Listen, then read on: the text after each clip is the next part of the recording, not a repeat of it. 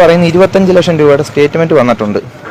എൻ്റെ വൈഫിനെ ഹോസ്പിറ്റലിൽ നിന്ന് ഡിസ്ചാർജ് ആവുന്ന അന്ന് വരെ ATM കാർഡ് എൻ്റെ വൈഫിൻ്റെ ചേച്ചിയുടെ കയ്യിലാണ് ഇരുന്നത്. ഓക്കെ, അന്ന് വരെ 18 ലക്ഷം രൂപ ചിലവായിട്ടുണ്ട്. ഈ 18 ലക്ഷം രൂപ ചിലവാക്കിയത് എൻ്റെ വൈഫിൻ്റെ ചേച്ചി തന്നെയാണ്. ആ 18 ലക്ഷം രൂപയുടെ കണക്ക് പറയേണ്ടത് അവരാണ്, ഞാനല്ല. തീർന്ന അപ്പോൾ നമ്മുടെ JP അനു ആൻഡ് അഭിനവ് എന്ന് പറഞ്ഞിട്ടുള്ള ഒരു ഫേസ്ബുക്ക് പേജിൽ ഉണ്ടായിട്ടുള്ള ഇഷ്യൂമായി റിലേറ്റ് ചെയ്തിട്ട് ഞാൻ ഇന്നലെ ഒരു വീഡിയോ ചെയ്തിട്ടുണ്ടായിരുന്നു. അതായത് സ്വന്തം ഭാര്യയുടെ ആക്സിഡന്റ്, അവർക്ക് അതിനുശേഷം തലയ്ക്ക് തട്ട് കിട്ടി ഓർമ്മ എന്ന പ്രശ്നങ്ങളൊക്കെ ഉണ്ട്. അപ്പൊ അതിനെ മുതലാക്കി ചാരിറ്റി തട്ടിപ്പ് നടത്തി വ്ളോഗ് ചെയ്ത് ഈ പറയുന്ന ഈ നല്ല പുന്നാരമോൻ അവൻ അങ്ങനെ തന്നെ വിളിക്കും, ഞാൻ അങ്ങനെ തന്നെ അവനെ വിളിക്കും. അപ്പോൾ ഇന്നലെ അത് ചങ്ങാതിക്കൂട്ടം എന്ന് പറയുന്ന ചാനലാണ് ഇവന്റെ ഈ തട്ടിപ്പ് പുറത്തു കൊണ്ടുവരുന്നത്. അതായത് ഇവന്റെ ഭാര്യയുടെ അമ്മ അതിന്റെ സ്റ്റേറ്റ്മെന്റ് അടക്കം, ബാങ്ക് സ്റ്റേറ്റ്മെന്റ് അടക്കം കാണിച്ചു കൊണ്ടുള്ള ഒരു വീഡിയോ നമ്മൾ കണ്ടതാണ്. നമ്മളത് റിയാക്റ്റും ചെയ്തിട്ടുണ്ടായിരുന്നു. അപ്പോൾ ചങ്ങാതി കൂട്ടത്തിനെതിരെ ഇവൻ ഡിഫമേഷന് കേസും കൊടുത്തിട്ടുണ്ട്. ഒരു കോക്കനട്ടും ഇല്ല, അത് ഇവനൊരു സേഫിന് വേണ്ടിയിട്ട് അവൻ കൊണ്ട് കൊടുത്തതാണ്. അപ്പോൾ ഇതിനെ അന്വേഷിച്ച് തിരിഞ്ഞ് കറങ്ങിയൊക്കെ എത്തുമ്പോൾ ഇവൻ പാല് വെള്ളത്തിൽ കിട്ടും. പിന്നെ 25 ലക്ഷത്തിൽ ഇവ 7 ലക്ഷം എടുത്ത് ഇവന്റെ കയ്യിൽ ഒരു എല്ല് പൊട്ടൽ ശരിയാക്കി. ഇന്നലെ എനിക്ക് കൂടെ ഒരു പൊട്ടൽ വന്നതാ, ഞാൻ ഫിസിയോതെറാപ്പിയിലാണോ ശരിയാക്കി. ഓക്കെ, നീ സർജറി ചോദിച്ചു, ഓക്കെ നമുക്ക് അതിലോട്ട് വരാം. എൻ്റെ മോനെ, ഇങ്ങനെ ഒരുത്തൻ വ്ലോഗിട്ട് 25 ലക്ഷം തട്ടിയിട്ട് അവൻ ഒന്നും അറിയാത്ത പോലെ ഇരിക്കുന്നു. എന്തായാലും അവന്റെ ഇന്നലത്തെ വീഡിയോകൾ അവന്റെ എക്സ്പ്ലനേഷൻ നമുക്കൊന്ന് കേട്ടു നോക്കാം. പറയുന്ന 25 ലക്ഷം രൂപയുടെ സ്റ്റേറ്റ്മെന്റ് വന്നിട്ടുണ്ട്. എൻ്റെ വൈഫിനെ ഹോസ്പിറ്റലിൽ നിന്ന് ഡിസ്ചാർജ് ആവുന്ന അന്ന് വരെ ATM കാർഡ് എൻ്റെ വൈഫിൻ്റെ ചേച്ചിയുടെ കയ്യിലാണ് ഇരുന്നത്. ഓക്കെ, അന്ന് വരെ 18 ലക്ഷം രൂപ ചിലവായിട്ടുണ്ട്. എൻ്റെ വൈഫിനെ ഡിസ്ചാർജ് ചെയ്യുന്ന അന്ന് വരെ ഹോസ്പിറ്റലിൽ 14.5 ലക്ഷം രൂപയും അവരുടെ ചെലവും പിന്നെ എൻ്റെ വൈഫിന് വേണ്ടിയിട്ട് പുറത്തുനിന്ന് സാധനങ്ങൾ മേടിക്കുന്നതെല്ലാം കൂടി 18 ലക്ഷം രൂപ ചിലവാക്കിയത് എൻ്റെ വൈഫിൻ്റെ ചേച്ചി തന്നെയാണ്. ആ 18 ലക്ഷം രൂപയുടെ കണക്ക് പറയേണ്ടത് അവരാണ്, ഞാനല്ല. അപ്പം ഞാൻ നിങ്ങളുടെ അടുത്ത് പറയുന്നത് 25 ലക്ഷം രൂപ അവർ സ്റ്റേറ്റ്മെൻറ്റ് എടുത്തപ്പോൾ 25 ലക്ഷം രൂപ കാണിച്ചിട്ടുണ്ട്. അപ്പോൾ 25 ലക്ഷം രൂപയിൽ 18 ലക്ഷം രൂപയുടെ കണക്ക് അവർ പറഞ്ഞു പറ്റും. ഓക്കെ, സൂപ്പർ, അടിപൊളിയായിട്ടുണ്ട്. നല്ല കാര്യം. എന്തായാലും ആള് കുറച്ച് വ്ളോഗിങ് ഒക്കെ പഠിച്ചിട്ടുണ്ട് കേട്ടോ. നടന്ന് വ്ളോഗ് എടുക്കാനൊക്കെ പഠിച്ചു, അടിപൊളി. ഭാര്യയെ വെച്ചിട്ടല്ലേ വ്ളോഗിങ് തുടങ്ങിയത്, അത് കണ്ടിന്യൂ ചെയ്ത് ഇപ്പോൾ വ്ളോഗ് എടുക്കാനൊക്കെ പഠിച്ചു. വലിയൊരു സംഭവം. അപ്പോൾ ഭാര്യയുടെ സഹോദരി അല്ലെങ്കിൽ ഭാര്യയുടെ അമ്മ ഈ പറയുന്ന പോലെ സ്റ്റേറ്റ്മെന്റ്, ബാങ്ക് സ്റ്റേറ്റ്മെന്റ് എന്ന് പറയുന്ന സാധനം വേണം. അതായത് അവരാണ് ഈ ഹോസ്പിറ്റലിൽ ഇവന്റെ ATM കാർഡ് വെച്ചിട്ട് പൈസ ചെലവാക്കിയെന്ന് ലവൻ പറയുന്നുണ്ട്. ഈ 18 ലക്ഷം രൂപ നീ ബാങ്ക് സ്റ്റേറ്റ്മെന്റ് കൊണ്ടുപോ, ഏത് ഹോസ്പിറ്റലിലോട്ടാണ് അല്ലെങ്കിൽ ഏത് ഹോസ്പിറ്റലിന്റെ അടുത്തുള്ള ATM-ലാണ് നീ ഈ പൈസ എടുത്തത്, അല്ലെങ്കിൽ പക്ക ബാങ്ക് സ്റ്റേറ്റ്മെന്റ് കൊണ്ടുപോവാ ഹോസ്പിറ്റലിൽ നിന്ന് ഈ ATM-ൽ നിന്ന് പൈസ എടുത്തത്, മനസ്സിലായ? അല്ലെങ്കിൽ ഹോസ്പിറ്റൽ ബില്ല് കൊണ്ടുപോവാ, എന്തെങ്കിലും കൊണ്ടോ. ഹോസ്പിറ്റൽ ബില്ല് പറ്റത്തില്ല, കാരണം അവർ ചികിത്സിച്ച അവരുടെ കയ്യിലിരുന്ന് പൈസ കൊടുത്ത് ചികിത്സിച്ചതിന് ചിലപ്പോൾ നീ ബില്ലടിച്ച് മാറ്റി കൊണ്ടുവരും. വേണ്ട, നീ സ്റ്റേറ്റ്മെന്റ് കൊണ്ടുവന്നാൽ ഏത് ബാങ്കിലോട്ടാണ് എവിടെ നിന്നാണ് ഈ ATM-ൽ നിന്ന് പൈസ പോയതെന്ന് ഒന്ന് കാണണം. നീ അത്രയും നല്ലവനാവല്ലേ ഉണ്ണി. അയ്യോ എൻ്റെ അമ്പോ, വീണെടുത്ത് കിടന്ന് ഉരുളാൻ നിൽക്കരുത്. മനസ്സിലായ? നീ മിണ്ടാടിരുന്നെങ്കിൽ വീണ്ടും ചിലപ്പോൾ ആൾക്കാർക്ക് ഒരു ഡൗട്ട് തോന്നി, അങ്ങനെ ചെയ്യുമെന്ന്. ഇപ്പം ഈ വീഡിയോ കാണും ആൾക്കാർക്ക് ഉറപ്പായി നീ ഇങ്ങനെ ചെയ്യുള്ളൂ എന്ന്. മനസ്സിലായ? ബാക്കിയൊക്കെ എൻ്റെ പെങ്ങള് എൻ്റെ കുഞ്ഞിനെ ട്യൂഷൻ കഴിഞ്ഞിട്ട് വീട്ടിൽ കൊണ്ടാക്കിയപ്പോൾ എൻ്റെ പെങ്ങൾ എൻ്റെ വീട്ടിൽ വന്നു. എൻ്റെ പെങ്ങൾ വീട്ടിൽ വന്നപ്പോൾ എൻ്റെ പെങ്ങളെ പോലും അവർക്ക് കണ്ടുകൂടാം, ഈ പറയുന്ന അനുവിൻ്റെ അമ്മയ്ക്ക് കണ്ടുകൂടാം. പക്ഷേ എൻ്റെ വൈഫും എൻ്റെ പെങ്ങളും തമ്മിൽ ഒരു കുഴപ്പമില്ല. പക്ഷേ ഈ വൈഫിൻ്റെ അമ്മയ്ക്കാണ് എൻ്റെ അച്ഛനെയും അമ്മയും വീട്ടിൽ നിന്ന് അടിച്ചിറക്കി കളയണമെന്ന് പറയുന്നതും, എൻ്റെ പെങ്ങൾ എൻ്റെ വീട്ടിൽ കയറാൻ പറ്റത്തില്ല, എൻ്റെ ബന്ധുക്കൾ പോലും കയറാൻ താമസിക്കാത്ത അവസ്ഥയാക്കി വെച്ചിരിക്കുന്നത് ഈ എൻ്റെ വൈഫിൻ്റെ അമ്മായിമ്മയാണ്. അത് നിങ്ങൾ മനസ്സിലാക്കേണ്ട ഒരു കാര്യമുണ്ട്. ഞാനിപ്പോൾ കോടതിയിലോട്ട് പോവുകയാണ് കേട്ടോ, ചങ്ങാതിക്കൂട്ടത്തിനെതിരെ കംപ്ലയിൻറ്റ് കൊടുക്കാനായിട്ട്. കാരണം ആ വീഡിയോ ചെയ്തതിൽ സത്യാവസ്ഥയില്ലെന്ന് എനിക്ക് 100% ഉറപ്പുണ്ട്. അതുകൊണ്ട് ഞാൻ ലീഗലായിട്ട് തന്നെ നേരിടാൻ പോവാണ്. കാരണം എന്ന് പറഞ്ഞാൽ സത്യസന്ധത ഉണ്ടായിരുന്നെങ്കിൽ ഞാൻ അതിനെ, അവർ പറഞ്ഞതിൽ ഏതെങ്കിലും കാര്യത്തിൽ സത്യസന്ധത ഉണ്ടായിരുന്നെങ്കിൽ ഞാൻ മിണ്ടത്തില്ലായിരുന്നു. അപ്പോൾ അതുകൊണ്ട് ഞാൻ എൻ്റെ മോനെ കൊണ്ട് വിളിച്ചുകൊണ്ട് പോവാണ്. മോനെ അടങ്ങും. അപ്പോൾ മെയിനായിട്ടുള്ളൊരു കാര്യം എന്ന് പറയുന്നത്, അന്ന് ആ വീഡിയോയ്ക്കകത്ത് കണ്ട വഴക്ക് ഞാനും എൻ്റെ പെങ്ങളും അവിഹിത വന്ന് പറഞ്ഞതിൻ്റെ എൻ്റെ അച്ഛനും പ്രതികരിക്കുന്ന വീഡിയോ ആണ് ആ കണ്ടത്. അന്ന് പിന്നെ ഇവരൊക്കെ വന്നതാണ്, മെമ്പർമാരെല്ലാം വിളിപ്പിച്ചു. കാരണം ഈ ഒരു പ്രസംഗം നടക്കുമ്പോൾ അവരവിടെ പ്രസംഗം. ഓക്കെ, നീ ചങ്ങാതി കൂട്ടത്തിനെതിരെ കേസ് കൊടുത്തു പോകുന്നുണ്ട്, നിന്റെ ഭാഗത്തിൽ തെറ്റില്ലാത്തത് കൊണ്ടാണെന്ന് പറഞ്ഞുകൊണ്ട് നീ കേസും കൊടുത്ത് പോകണം. അത് തന്നെയാണ് ചെയ്യേണ്ടത്. എന്നിട്ട് ഈ 18 ലക്ഷം രൂപ എവിടെ പോയെന്ന്, മൊത്തം 25 അതിൽ 18 നീ പറഞ്ഞ ആ ഹോസ്പിറ്റലിൽ ചിലവായെന്ന് പറഞ്ഞ 18 ലക്ഷം രൂപ, ആ കണക്കൊന്ന് കാണണം. പിന്നെ ഈ പറഞ്ഞ വഴക്ക് ഞാൻ ഇവിടെ ഒന്ന് സൈഡിൽ കൊടുക്കാം. പിന്നെ ഇവൻ ഈ പിന്തിരിപ്പിച്ചും കൊണ്ട് വഴക്കിലോട്ട് പോകണേണ്ട ഇടേ നിന്റെ കുടുംബത്തിൽ നീ അങ്ങോട്ടും ഇങ്ങോട്ടും നിങ്ങൾ അവീതം എന്നൊക്കെ പറഞ്ഞുകൊണ്ട് പറയുന്നതല്ല ഇവിടുത്തെ വിഷയം.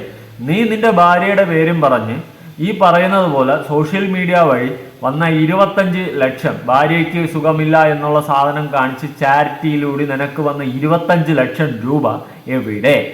അതിൽ 7 ലക്ഷത്തോളം നിനക്ക് ചെലവായെന്ന് പറയുന്നത് നിന്റെ കൈക്ക്. ഒരു പൊട്ടലിന് 7 ലക്ഷം രൂപ.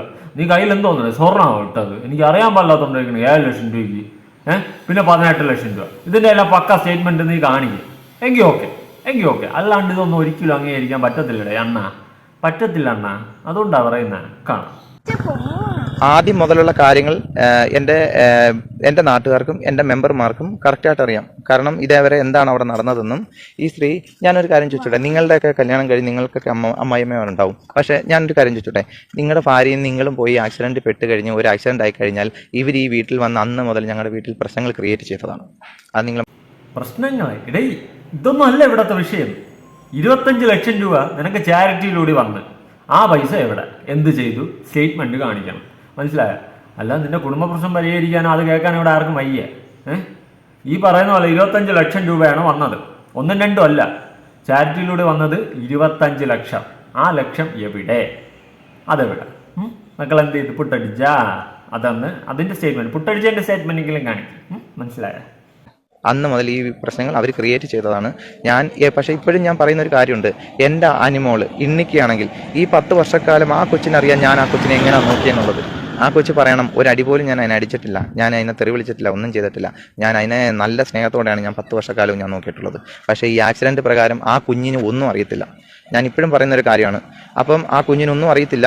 പിന്നെ ആ കുഞ്ഞിൻ്റെ പ്രത്യേകത എന്ന് പറഞ്ഞാൽ ഓർമ്മയില്ല, സംസാരമില്ല. പക്ഷെ ഓർമ്മശക്തി തിരിച്ചും സംസാരശേഷി ഉണ്ടായിരുന്നെങ്കിൽ അപ്പം നിങ്ങൾ ആ കൊച്ചു പറയണം സത്യങ്ങളല്ല, ആ കുഞ്ഞ് പറയണം സത്യങ്ങൾ. ആ കൊച്ചു ആദ്യം എണീറ്റ് നിന്റെ ഈ നീല ഹെഡ്സെറ്റും കോളറോടും ചുരുട്ടിയിട്ട് പിടിക്കുകയാണ് ആദ്യം നിന്നെ. മനസ്സിലായോ? എന്നിട്ടേ പിന്നെ സംസാരമുള്ളൂ. ആദ്യം അതായിരിക്കും ആ കൊച്ചിന് ഓർമ്മ ഉണ്ടായിരുന്നെങ്കിൽ ചെയ്യുന്നത്. നിനക്കറിയാം ആ കൊച്ചിന് ഇനി ചിലപ്പോൾ ഓർമ്മ വരില്ലെന്നോ, അത് ട്രീറ്റ്മെന്റ് നിങ്ങളുടെ ബേസിസിൽ നിനക്കറിയാം അതെന്ത് സംഭവിക്കും എന്ന് നിനക്കറിയാം. അത് വച്ചിട്ടാണ് നീ സംസാരിക്കുന്നതെന്ന് നമുക്കും അറിയാം.